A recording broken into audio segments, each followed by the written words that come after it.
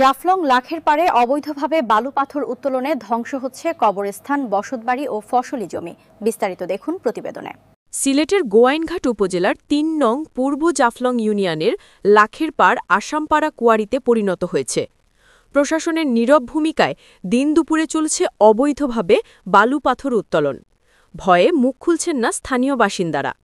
সরেজমিন গিয়ে দেখা যায় জাফলং লাখের পাড় আসামপাড়া সামাজিক কবরস্থান, মসজিদ, ঘরবাড়ি, ফসলি জমি ফেলুডার ও বোমা মেশিন দিয়ে দিন দুপুরে অবৈধভাবে বালু পাথর উত্তোলন করে আসছে মৃত আব্দুস সাত্তারের ছেলে আব্দুল মুতালেব ও হাসমত আলীর ছেলে সাজুগং। নাম প্রকাশে অনিচ্ছুক স্থানীয় কয়েকজনের কাছ থেকে জানা যায়, বালু পাথর উত্তোলনের জন্য ২১ লক্ষ টাকায় মুতালেব গং একটি বাড়িও কিনেন। বসতবাড়িটি বালু পাথর উত্তোলনের ফলে বর্তমানে ঝুলন্ত অবস্থায় রয়েছে। উক্ত এলাকা ঘুরে দেখা যায়, বেশ কয়েকটি জায়গায় অবৈধভাবে দিনে রাতে অবাধে ফেলুডার ও বোমা মেশিন দিয়ে বাড়িঘর, ফসলি জমি ধ্বংস করে অবৈধভাবে বালু পাথর উত্তোলন করছে স্থানীয় প্রভাবশালী লাঠিয়াল বাহিনী, যার ফলে হুমকির মুখে রয়েছে পুরো এলাকা।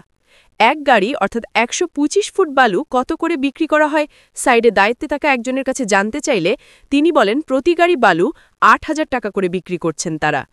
বিশেষ সূত্রে জানা যায়, সেখানে অনেক জায়গা সরকারি বন্দোবস্ত রয়েছে, যা বালু পাথর উত্তোলন করে ধ্বংস করা হচ্ছে।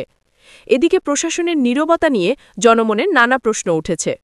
এ বিষয়ে মুতালেবের কাছে জানতে চাইলে তিনি বলেন, এটা আমার সম্পত্তির রেকর্ডীয় জায়গা, আমি সরকারবাদী মামলা খেড়তেছি, আমি সরকার থেকে রায় পাইছি, সবাই খাইতেছে, আমিও এর উসিলায় আমি ৭ থেকে ৮ শতক জায়গা খাইছি।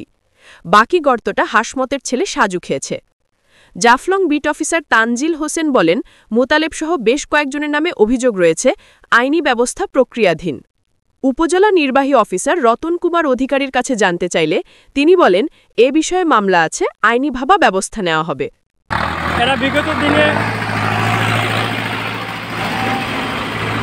বিগত দিনে আওয়ামী লীগের রাজনীতি করত। লেবু চেয়ারম্যান ও ইমরানের ক্ষমতায় অনেক কিছুই করে গিয়েছে। আমি উপজেলা মহোদয়ের কাছে সনিতভাবে রিকোয়েস্ট করতেছি, ইমিডিয়েটলি এই জিনিসটা তদন্ত করার জন্য। এখানে পশ্চিমে আমাদের গ্রাম্য কবরস্থান।